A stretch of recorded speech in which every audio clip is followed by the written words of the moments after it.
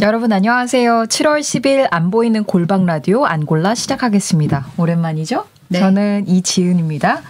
저는 이지혜 기자입니다. 반갑습니다. 안녕하세요. 오늘도 미국 대선 얘기해 보려고요. 그렇죠? 네, 제일 핫하죠.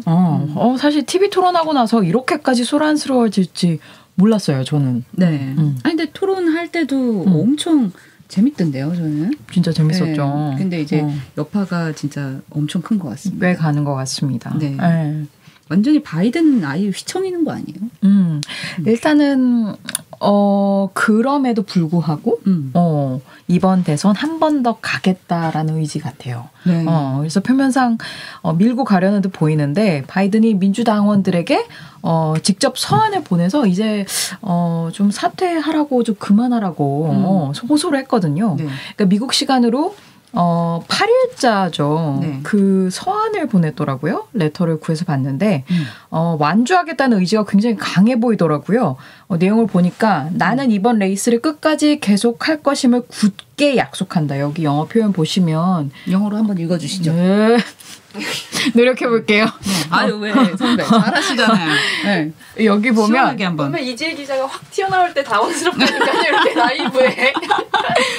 I am firmly. I am firmly committed잖아요. 그렇죠. 그러니까 굉장히 표현이 완강하거든요. 네. 나는 꼭 완주하겠다. 이런 뜻을 굉장히 강하게 밝힌 거죠.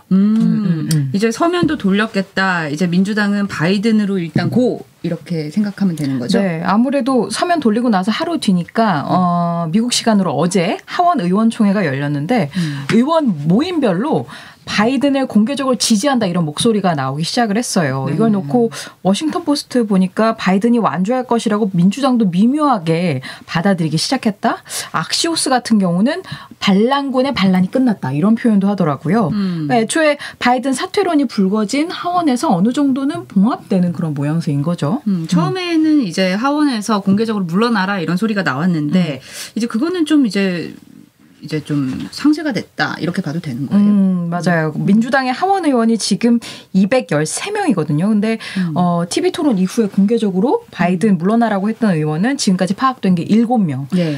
그런데 이번에 의총 거치면서 적어도 하원이 집단적으로 바이든 물러나라 이렇게 뜻을 모으고 목소리를 낸 건 아니니까요. 일부의 목소리였다. 그렇죠. 그렇죠. 그리고 사실 하원도 중요하지만 상원 생각도 굉장히 중요하거든요. 예. 아직까지 상원에서는 대놓고 바이든 물러나라 이런 목소리는 없었어요. 어쩌면 그 임시 봉합이다. 뭐 이 정도로 정리를 하면 될 것 같은데. 네. 근데 민주당도 선택지가 생각보다 좀 없는 것 같아요. 그러게요. 그러니까 사람 플랜 B도 없는 것 같기도 하거니와 그게 현실적으로 돈의 문제도 있는 것 같아요. 그래서 돈은 이제 선거를 위해서 모금을 한 돈, 기부금에 대한 얘기인데 네. 이게 토론에서 문제. 그렇죠. 돈에 대한 얘기인 거죠. 그러니까 돈에서도 사실 어떤 대안이 없어 보인다라는 측면인데 뉴욕타임스 보도 보다 보니까 지난 2년간 바이든과 해리스가 재선을 다시 도전하려고 모금을 열심히 했거든요. 네. 쉽게 말해서 바이든과 해리스 이렇게 세트를 묶어가지고 네. 후원금을 받은 셈인데 이렇게 해서 얻은 기부금이 현재 9,100만 달러 우리 돈으로 환산을 하면 1,260억 원 정도. 엄청 많이 받은 거죠. 그렇죠. 근데 이 바이든과 해리스 이 둘이 아니면 이 돈을 사실상 쓰기 어려운 거잖아요. 기부자들이 사실 이 둘을 보고 돈을 준 건데 그렇죠. 돈의 문제 때문이라도 민주당의 선택지는 사실상 처음부터 거의 정해져 있었다라고 봐야 될 수도 있는 거겠죠. 그러니까 아직까지는 바이든이 안 물러난다고는 하는데 만약에 해리스가 민주당 후보가 돼도 그 돈을 쓰는 건 문제가 없는 거예요. 그것도 러닝 메이트니까. 그렇죠. 저도 사실 궁금해서 NBC에서 한 분석을 보다 보니까 네. 해리스는 어쨌든 바이든의 러닝 메이트고 네. 해리스의 선거운동 계좌가 바이든과 함께 연방선거위원회에 등록이 돼 있어요. 그 말인즉슨 만약에 바이든 대신 해리스가 후보가 된다면 연방이 선거자금법에 따라서 그 돈을 모두 가져다 쓸 수 있다라는 그런 의미가 됩니다. 네. 그러니까 바이든이든 해리스든 둘 중에 후보가 나오기만 하면 재정적으로 그 돈을 끌어다 쓰는데 문제는 없다라고 그렇게 봐야 되는 거겠죠. 하지만 다른 후보로 정말 다른 얼굴로 교체가 된다고 한다 하면 후원금을 아예 못 받는 상황이 발생할 수도 있는 거죠. 근데 보세요. 선거자금 규모 면에서 바이든 측이 트럼프 측보다 많이 뒤져 있거든요. 네. 이미 이달 초 기준으로 바이든 쪽은 2천이 아니죠. 2억 1,200만 달러.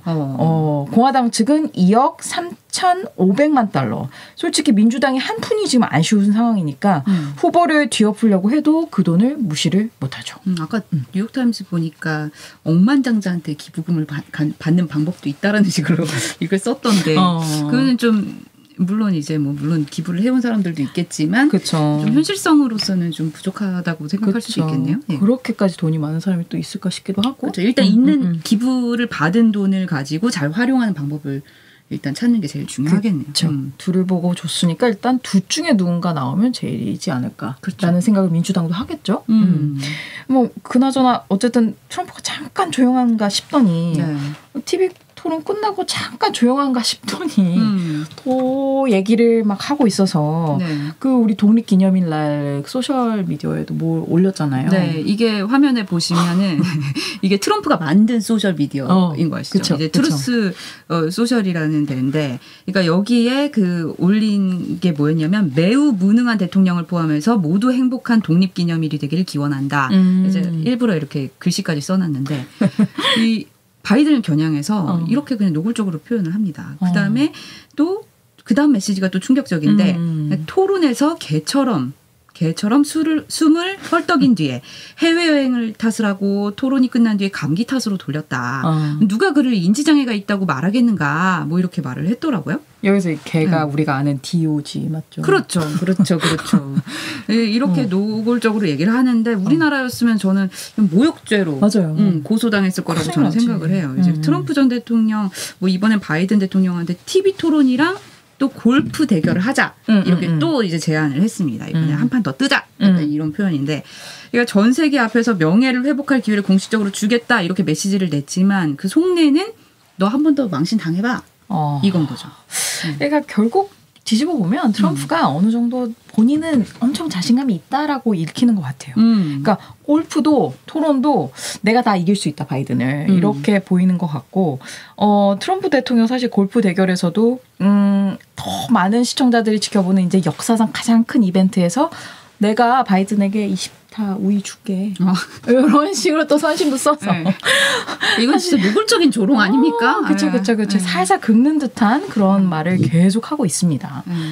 들어오기 전에 선배님도 얘기를 했지만 이게 좀 옛날보단 조롱의 수위가 좀 낮아지긴 했지만 엄청 조롱이 그래도 심한 거 아니에요? 그렇죠. 이제 시작 아닐까라는 생각은 저는 해요. 우리나라 토론 되게 양반인 것 같습니다. 그렇죠. 또 이제 넘어가서 한번 보면 네, 넘겨볼게요. 화살표. 될까요? 멈췄어요. 네. 그래서 네, 됐습니다. 그래서 이제 네 번째 우리가 또 얘기할 주제는 이제 각국 트럼프의 각국이 다 트럼프의 줄대기를 하고 있다. 그럼 우리나라는 어떻게 하고 있을까 이건데, 그러니까 줄을 댄다는 게 대체 무슨 소리냐, 이게 무슨 소리냐 싶으실 텐데, 그 대선 상황이 지금 돌아가는 그 형국 자체가 트럼프 전 대통령한테 많이 유리해지고 있잖아요. 네. 그러니까 이제 연줄 있는 인사들을 찾는 국가들이 좀 많아지고 있다 이런 의미인데, 이제 심지어 유럽 각국은 미국 워싱턴에서 열리는 그 지금 나토 정상회의, 북대서양조약기구 그 정상회의를 트럼프랑 접촉하는 기회로 활용하고 있다 이런 얘기가 있습니다. 맞아요. 그러니까 지금 바이든이 가 있는데 바이든이 그렇죠. 아니라 트럼프 쪽과 접촉면을 넓힌다라는 거잖아요. 파이낸셜 타임스가 이렇게 보도를 했더라고요. 그러니까 유럽을 중심으로 해서 고위 관계자들이 이 트럼프 쪽 사람들을 계속 만나고 있다라는 거예요. 뭐 이를테면 트럼프 전 대통령의 안보 정책을 총괄하는 키스 켈로그 이 사람 전 백악관 NSC 사무총장, 네. 그리고 우리 잘 아는 마이크 폼페이오 전 국무장관을 만났대요. 그래서 이 켈로그 전 사무총장의 경우에는 친 트럼프 성향의 싱크탱크, 미국 우선주의 연구소 AFPI라고 불리잖아요. 네. 그걸 이끌고 있는 인물이고, 최근에 그 같은 그 단체의 프레드 플라이츠 부소장, 네. 이 사람하고 이제 우크라이나에게 러시아와 빨리 휴전을 해라 이렇게 강요를 하는 어떤 계획을 보고도 했대요. 그러니까 이 단체를 앞으로 트럼프 정부가 다시 이제 가져왔을 때 트럼프 2기의 외교 정책의 방향을 가늠해 볼 수 있는 그런 방향추로 보고 있다라고 하더라고요. 그리고 선배 언급하신 그 플라이츠 부소장 얼마 전에 이제 우리나라도 다녀갔잖아요.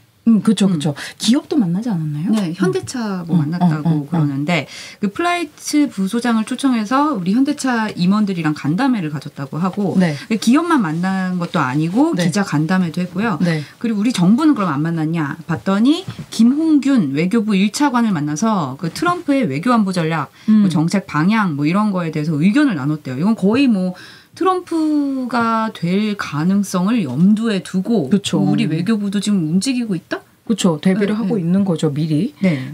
여기 지금 프레드 플라이츠도 굉장히 엄청 주목받는 인물인데요. 키스 켈로그도 물론 중요하지만 플라이츠 같은 경우는 좀 설명을 드리자면 지금 AFPI 소속으로 있지만 트럼프 1기에서 백악관 NNC 비서실장을 지냈고 네. 이번 대선에서도 트럼프 2기가 출범하고 나면 굉장히 요직을 맡을 거다라고 관측이 되는 트럼프 측의 최측근. 그러니까 외교안보 책사라고 이게 소위 그렇게 말을 하더라고요. 그래서 사실상의 이제 판을 다 짤 거로 보이는 그런 인물이라고 하더라고요. 그럼 뭐 당연히 외교부도 공들일 수밖에 없는. 그렇죠. 그렇죠. 네. 그래도 뭐 움직이지 않고 있는 것보다는 움직이고 있다는 게 좀 더 긍정적인 신호라고 저는 그렇게 저는 생각하는데 그 발언이 좀 저는 재밌더라고요. 네. 트럼프가 재선에 성공하면 네. 일단 윤 대통령이랑 좋은 친구 사이가 될 거다 이렇게 발언을 했더라고요. 근데 윤석열 대통령이랑 트럼프 전 대통령 잘 맞을 것 같으세요? 어떠세요? 비주얼은 좀 그러니까 삐삐삐삐 아니 근데 바이든이 그 미국에 있는 한국 기업을 찾아서 네. 그때 작년 12월인가요? 그때 이제 윤석열 대통령은 좋은 친구라고 이렇게 얘기를 했잖아요. 바이든 대통령이. 맞아. 근데 네. 트럼프 전 대통령이랑 바이든 대통령 둘은 사이가 안 좋잖아요. 근데 그 약간 인지 부조화가 일어나지 않을까요? 전 그런 생각이 좀 들었었는데. 그렇긴 하다, 그죠? 네, 조금 그러니까 나랑 얘랑 친하고 쟤랑 친한데 얘네 둘은 사이가 안 좋아. 쉽게 말하면 그거잖아요. 그렇죠. 뭐 다 같이 친구가 될 수 있다라고 플라이츠 부소장님이 그렇게 말씀을 하셨다고 합니다. 가능은 할지 모르겠지만 어쨌든. 네. 근데 좀 이번에 뭐 우리가 나중에 또 한번 짚겠지만 이분이 오셔가지고 뭐 주한미군 축소나 철수는 없을 거다 이렇게 말을 했다고 해요. 트럼프 2기가 출범하면 그리고 또 2기 외교 정책은 한국 안보에 오히려 더 큰 이익이 될 거다 이렇게 발언도 했다고 합니다.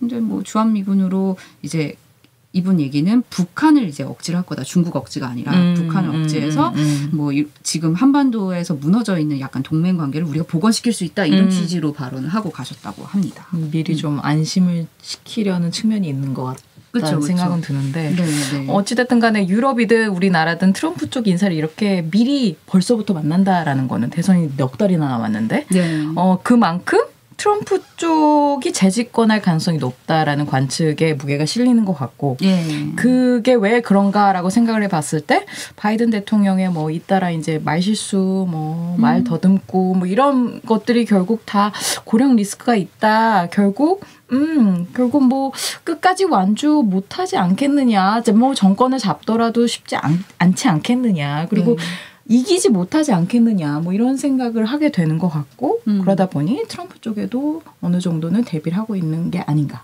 라는 생각이 들어요. 그러니까 지금 정치력만 놓고 보면은 지금 트럼프 전 대통령이 앞서고 있는 상황인 것 같고 무게추로 따져서도 지금 훨씬 더 이쪽에 무게가 많이 실리고 있는 모양새인 것 같은데 그쵸. 결국은 이제 바이든 대통령이 이거를 뭔가 타개할 만한 뭔가가 있어야 되지 않겠냐.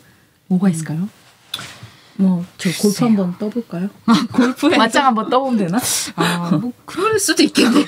그러면은 이제 본인이 그렇게 고령이지 않다. 이거 내가 오히려 더 오히려 더 정정합니다. 오히려 그게 자충수가 될 수도 있죠. 그렇죠. 그래서 계속 관전 포인트가 많네요. 그렇죠. 그래서 뭐 이래저래 뭐 접촉을 많이 차단한다고 하잖아요. 그쪽 참모진들이. 그래서 뭔가에 아무튼 반전 포인트가 있을지 이렇게 모멘텀을 살릴 수 있을지 바이든도 좀 고민이 많을 것 같다라는 생각을 감히 해봅니다. 프랑스도 루펜이 이길 줄 알았지. 그렇지. 끝까지 가봐야죠, 사실. 그러니까. 그렇죠. 끝날 때까지 끝난 게 아니다. 맞습니다. 맞습니다. 끝날 때까지 끝난 게 아니다. 함께 넉달이 남았습니다. 네, 우리 앙골라도 끝날 때까지 끝난 게 아니니까 새로운 얘기를. 8 맞아. 그래서 끝까지 지켜보도록 하고 새로운 얘기를 들고 여러분들 찾아뵙도록 하겠습니다. 네. 다 퇴근하고 계시죠? 네. 우리도 가기로 합시다. 네, 빨리 갑시다. 네, 고생하셨습니다. 오늘도 감사합니다. 네, 감사합니다.